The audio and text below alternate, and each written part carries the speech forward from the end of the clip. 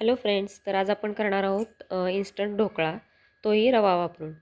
तर इथं मी 1 कप रवा घेतला आहे. म्हणजे तुम्ही तुमच्याकडं कुठला बाऊल असेल छोटा की त्याप्रमाणे प्रमाण घ्या. 1 कप रव्याला 1 कप दही घेतलं इथं. त्याच्यानंतर मी इथं थोडंसं अद्रक, लसूण आणि मिरची. याच्यामुळं काय होतं, आपल्या ढोकळ्याला छान टेस्ट येते.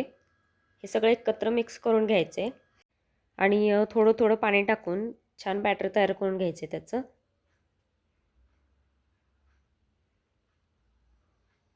हे एकत्र मिक्स करून घेतलं की थोडं आपण 10 मिनटं याला तसंच ठेवणार आहोत, कारण की रवा थोडासा फुलतो. त्याच्यानंतर आपण छान बॅटर तयार करू शकतो त्याचं. 10 मिनटानंतर इथं मी 1 पळी तेल टाकले त्याच्यात. 1 पळी तेल टाकल्यानंतर छान मिक्स करून घ्यायचं एकत्र याला आणि थोडंसं पाणी टाकायचं, कारण बॅटर घट्ट झालेला आहे आपला, कारण रवा फुगला आहे आपला. हे बघा, अशा रीतीने छान रवा फुलला आहे.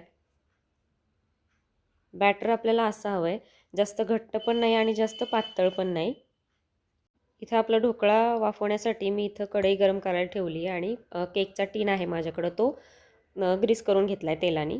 आता आपण इथं वाफवायला ठेवणार आहोत ढोकळा. त्याच वेळेस आपण इथं इनोचं पॅकेट पूर्ण त्यात टाकायचं आहे आणि त्याच्यावर थोडंसं 1 चमचाभर तेल तो ॲक्टिवेट व्हायला त्याच्यात टाकून पूर्ण रव्यामध्ये हा मिक्स करून घ्यायचा आहे छान आणि फास्ट फिरवून हे बॅटर टीनमध्ये ओतून घ्यायचे आणि वाफवून घ्यायचे.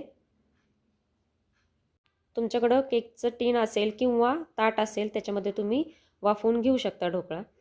इथे कढई गरम झाली आहे. इथं 10 ते 15 मिनटं आपण वाफवून घेणार आहोत ढोकळा.